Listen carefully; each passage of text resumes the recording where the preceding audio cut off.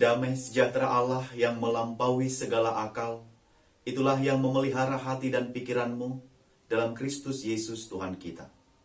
Amin. Bapak, Ibu, dan Saudara yang terkasih dalam Kristus Yesus, firman Tuhan bagi kita dalam ibadah Minggu Septuagesima pada hari ini tertulis dalam kitab menurut Injil Lukas, pasal 4, ayat 31 sampai ayat 37 demikian. Kemudian Yesus pergi ke Kapernaum, sebuah kota di Galilea, lalu mengajar di situ pada hari-hari Sabat. Mereka takjub mendengar pengajarannya sebab perkataannya penuh kuasa.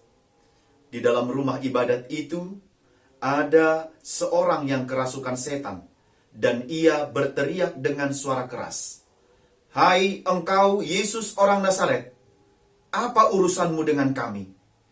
Engkau datang hendak membinasakan kami? Aku tahu siapa engkau, yang kudus dari Allah."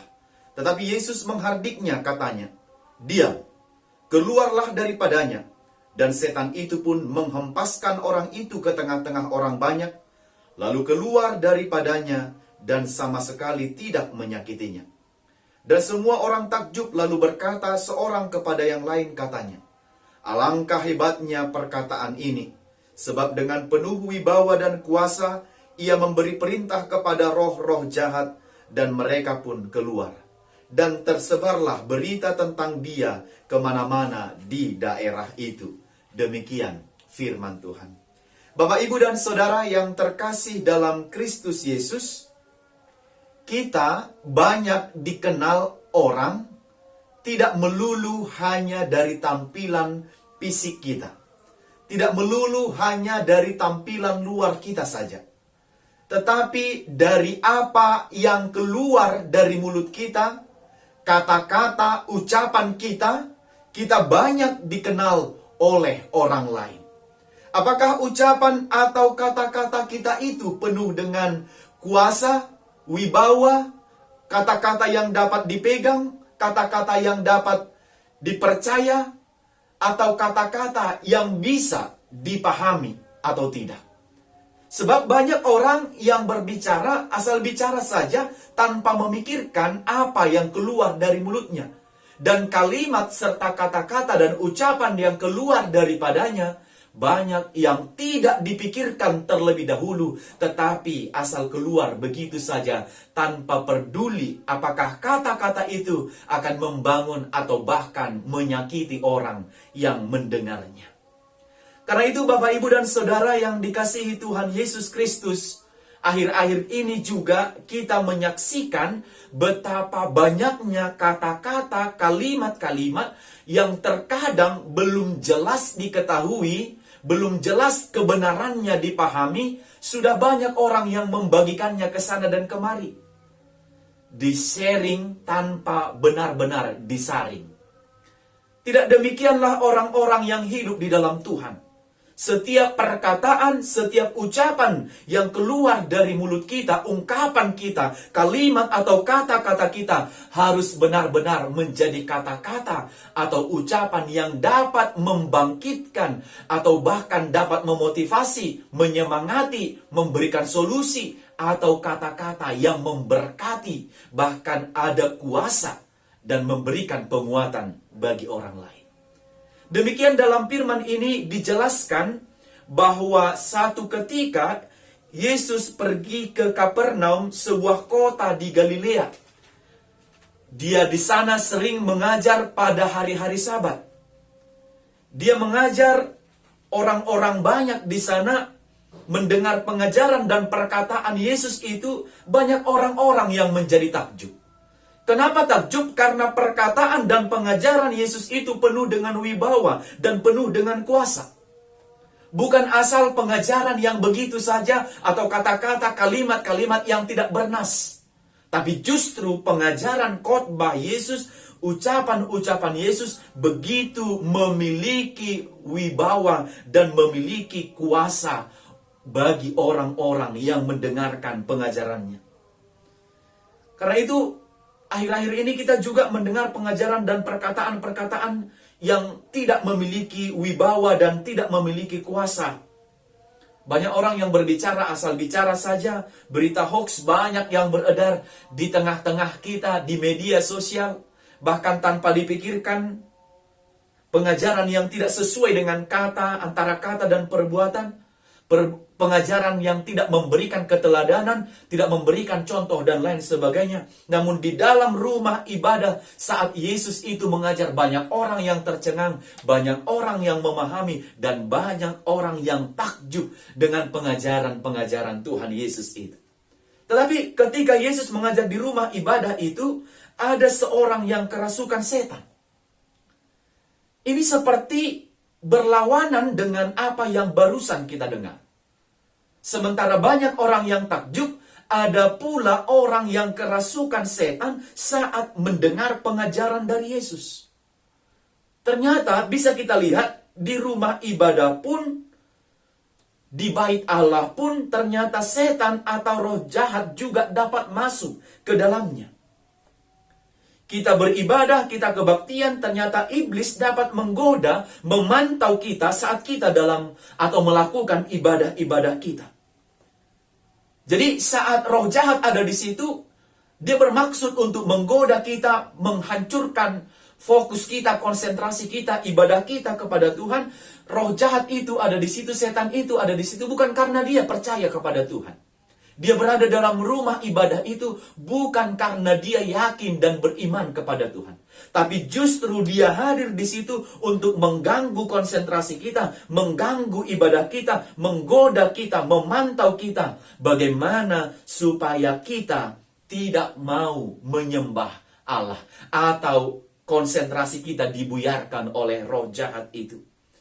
Dan roh jahat itu mengajak kita untuk tidak tunduk kepada Allah, untuk tidak taat kepada ibadah kita, untuk meninggalkan ibadah kita. Ya udahlah, tinggalkanlah ibadahmu. Main game sajalah di gereja. Main game apa yang kau sukai, main media sosial ajalah di gereja. Tak perlu kau dengar khotbah, tak perlu bernyanyi. Silahkan ikuti apa yang kau mau. Asik-asik bermedia sosial dan lain sebagainya. Akhirnya iblis itu menggoda kita dan dia merayu kita sampai membawa kita supaya tidak taat pada firman dan ibadah yang sedang kita lakukan. Bapak Ibu, maka hati-hatilah.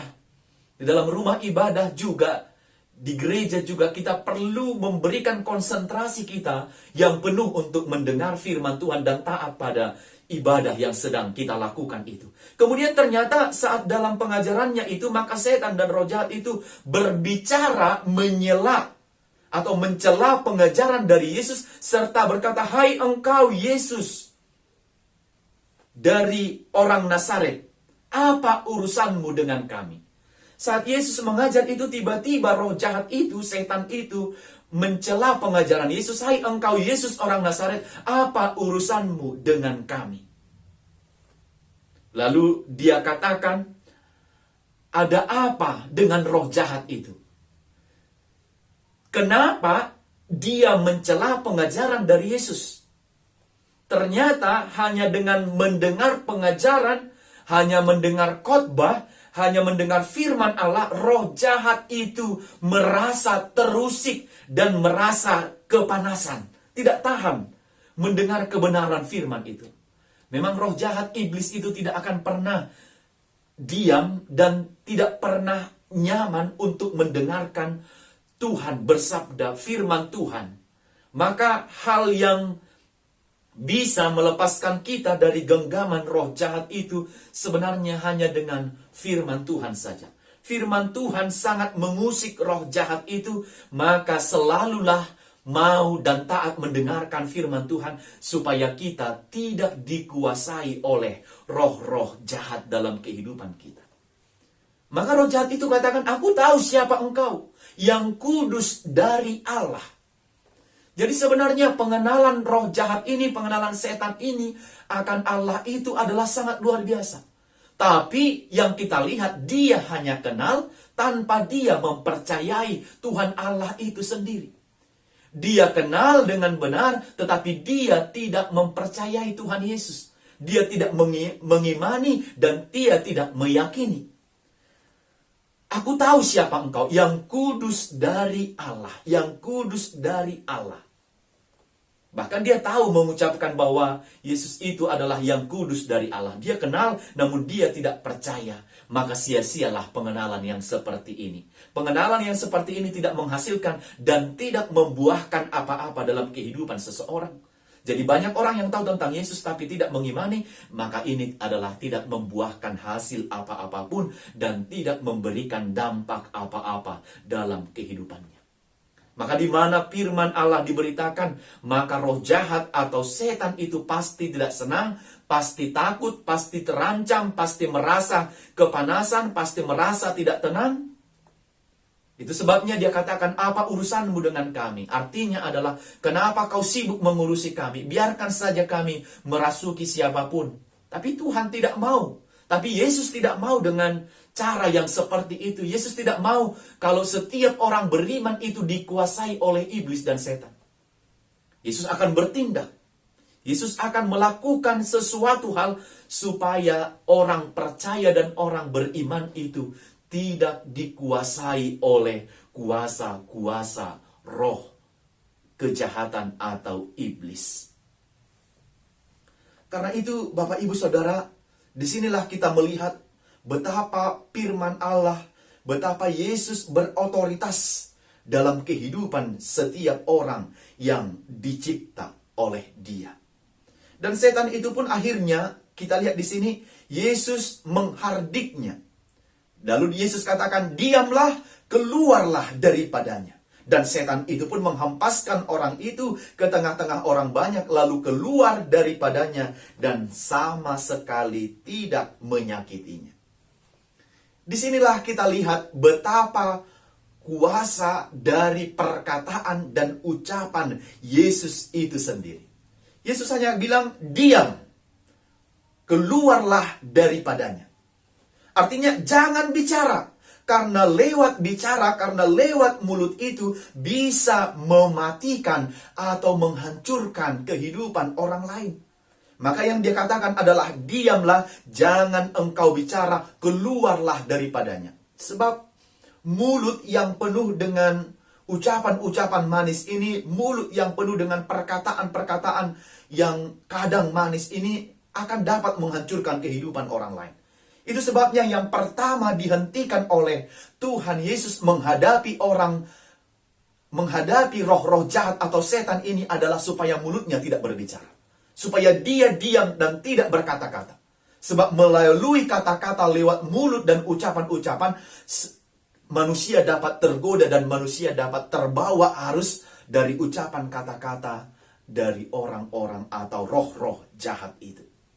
Maka hal jahat bisa dimulai karena dipengaruhi oleh mulut. Hal jahat bisa dimulai dan dipengaruhi dari mulut. Karena itu yang pertama, Yesus katakan, keluarlah daripadanya, diamlah, dan janganlah berada lagi dalam tubuh orang-orang yang dirasuki oleh roh jahat itu.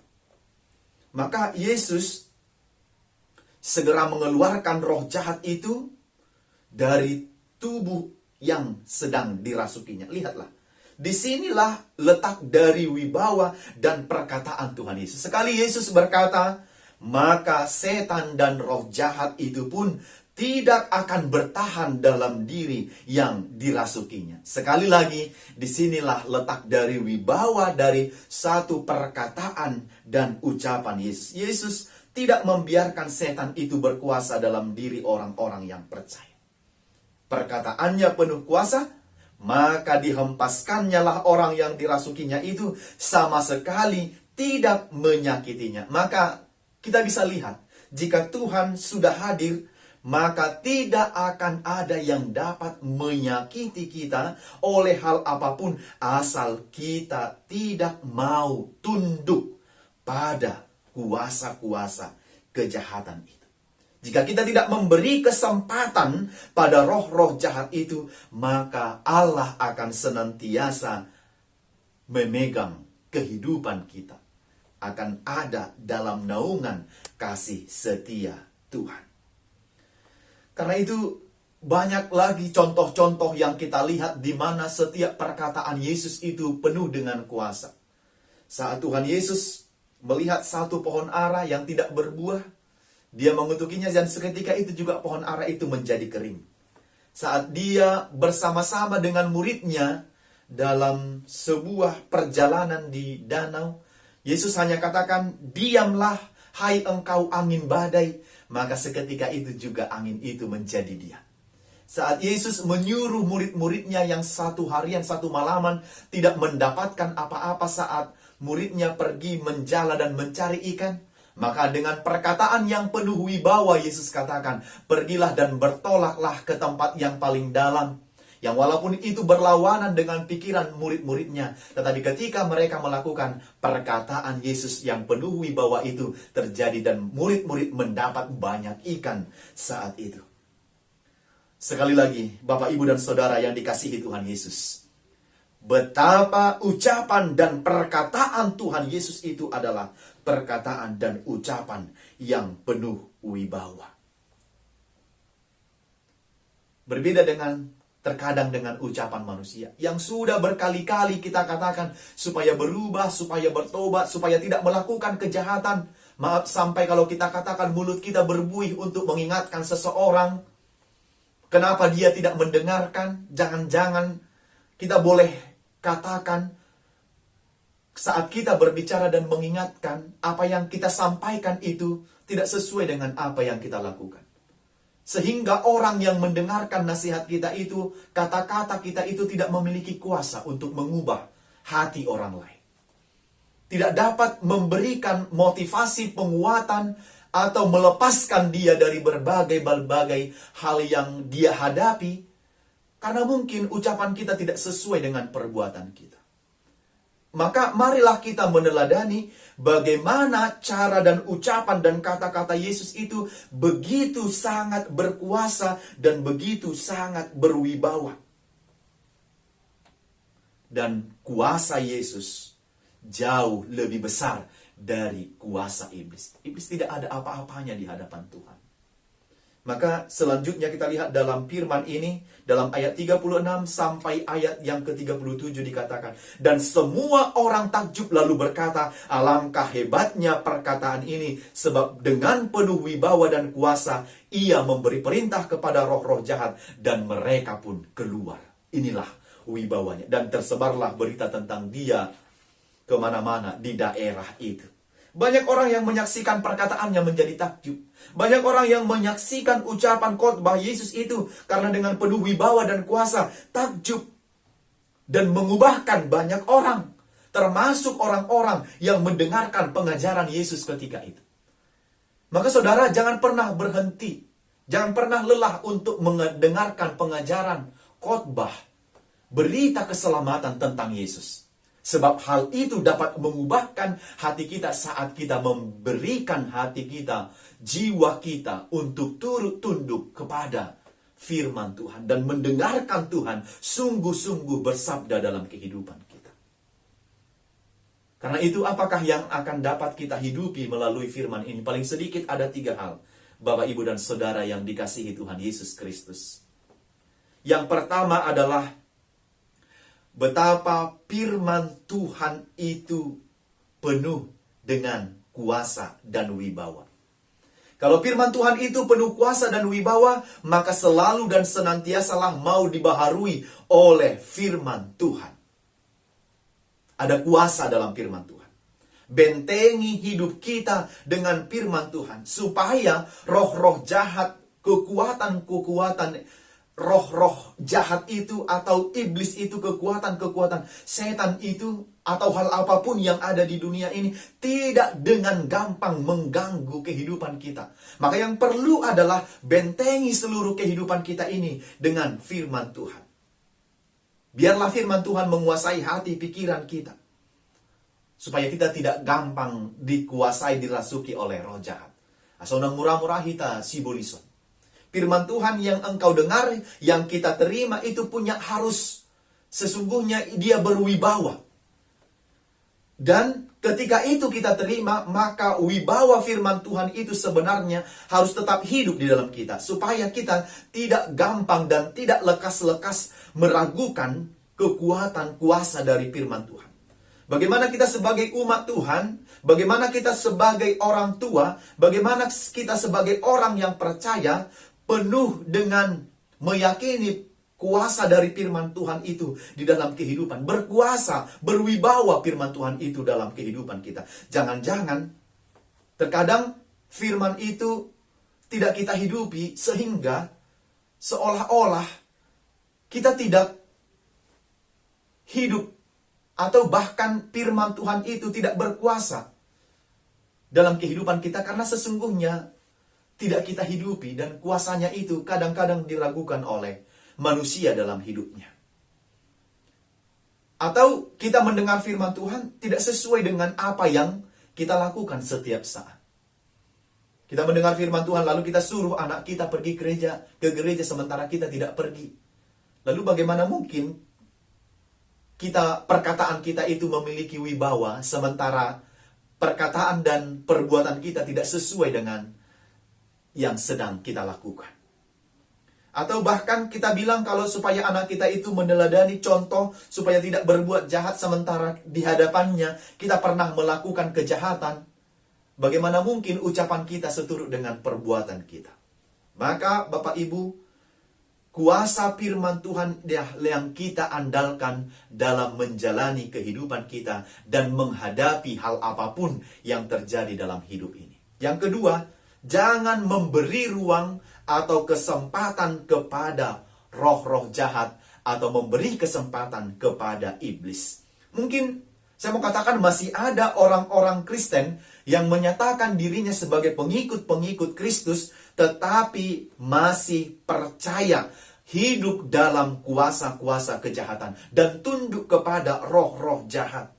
Jika kita tidak mau dikuasai atau tunduk kepada roh-roh jahat itu, sekali lagi, jangan beri kesempatan dan jangan berikan ruang sekecil apapun kepada roh-roh jahat, kepada iblis dan kepada setan itu. Maka banyak orang yang tidak mau atau tidak mampu melepas dirinya dari genggaman roh-roh jahat. Dia kira dia tidak akan bisa hidup tanpa kekuatan roh jahat itu. Dia kira dia tidak mendapat rezeki kalau bukan karena kekuatan atau penglaris-penglaris itu. Dia kira dia tidak dapat memperoleh banyak pencapaian-pencapaian kalau tidak pergi bertanya atau mengandalkan kuasa-kuasa dunia ini. Itu salah sekali. Padahal sebenarnya tidak demikian. Hanya karena firman Tuhanlah yang menyelamatkan kita dan melepaskan kita dari kuasa-kuasa kejahatan.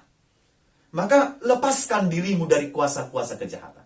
Peganglah erat Tuhan Yesus. Karena dengan memegang erat Tuhan Yesus, disitulah kuasa dari firman itu hidup dalam kehidupan kita setiap saat.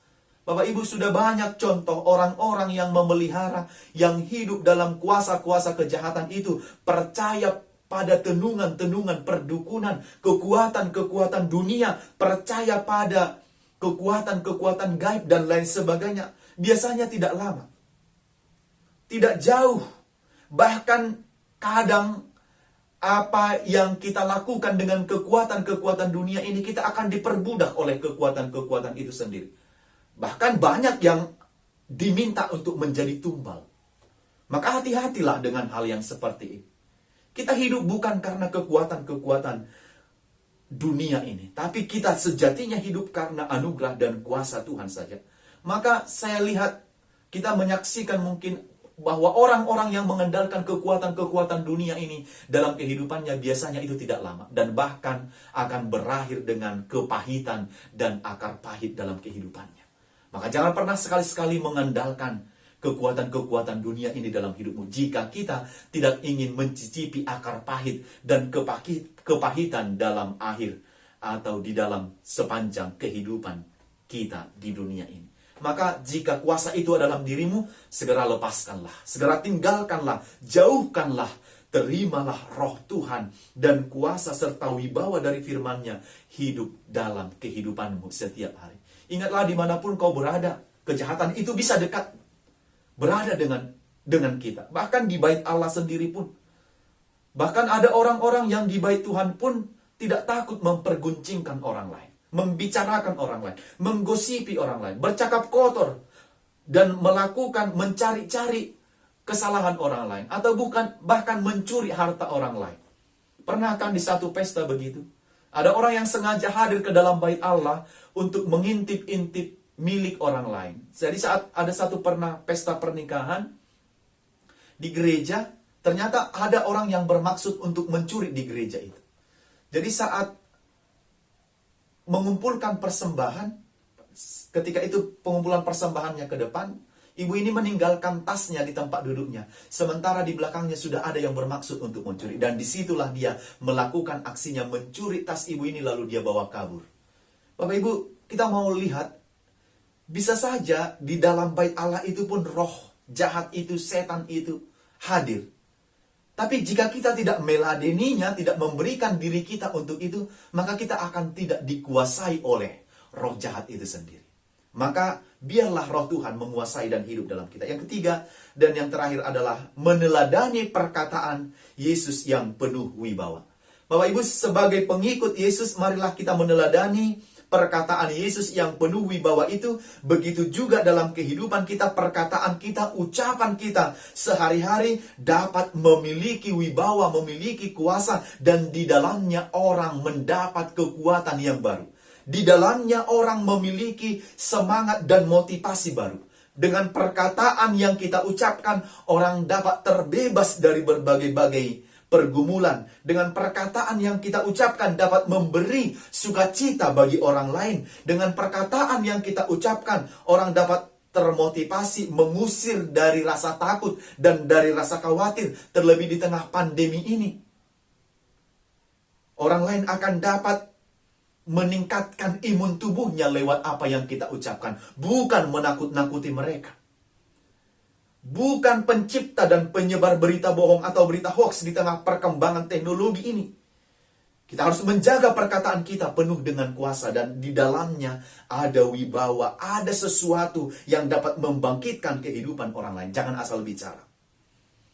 Jangan dengan kata-kata membuat orang lain menjadi khawatir dan membuat orang lain menjadi takut. Tetapi kata-kata kita justru akan membebaskan, menyemangati, dan memberikan semangat baru kepada orang lain. Karena itu Bapak Ibu, melalui firman ini, kita diingatkan sekali lagi bahwa perkataan Yesus penuh dengan wibawa dan kuasa.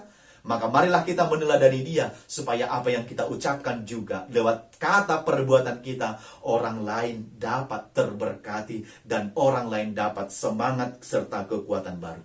Caranya bagaimana? Datanglah kepada Allah. Izinkan Allah. Jika di dalam diri kita dikuasai oleh kuasa, kita sulit lepas dari kuasa-kuasa kejahatan itu, maka izinkan Allah melepaskannya. Izinkan Allah membebaskan engkau dari kuasa itu, dari kuasa iblis dan kejahatan itu. Maka jaminan kemenangan hanya ada di dalam kuasa dan di dalam nama Tuhan Yesus. Maka dengan kuasa Allah itu, kuasa dari iblis dan kejahatan itu akan dapat dikalahkan. Maka biarkan kuasa Yesus menang dalam hidupmu, dan kuasa iblis dipatahkan dalam hidupmu, sehingga kuasa Tuhan itulah yang menguasai hidup kita dalam sepanjang perjalanan kehidupan ini. Semoga firman ini menguatkan dan menyertai kita, dan kita mendapat kekuatan baru supaya hidup tetap di dalam kuasa dan penyertaan Tuhan dalam hidup kita. Amin. Kita berdoa. Bapa di sorga, kami bersyukur dan berterima kasih menerima firman-Mu pada hari ini. Engkau memberikan kekuatan baru bagi kami, bahwa di dalam firman-Mu, dalam perkataan dan ucapan-Mu, di situ terdapat wibawa dan kuasa, yang dapat mengubah seluruh kehidupan kami, supaya semakin lebih baik lagi di hadapan Tuhan. Biarlah firman itu yang menguasai hati dan pikiran kami, supaya setiap kekuatan-kekuatan roh jahat yang akan menggoda kami atau bahkan menguasai hidup kami dapat lepas dari kami. Karena roh Tuhan, kuasa Tuhan hidup dan berdiam di dalam kami. Jika ada dari jemaat-Mu atau dari orang-orang percaya yang dikuasai oleh roh-roh jahat, biarlah dengan kuasa dan kekuatan-Mu, Engkau dapat melepaskan mereka, agar mereka tidak dikuasai oleh roh-roh jahat dan setan itu.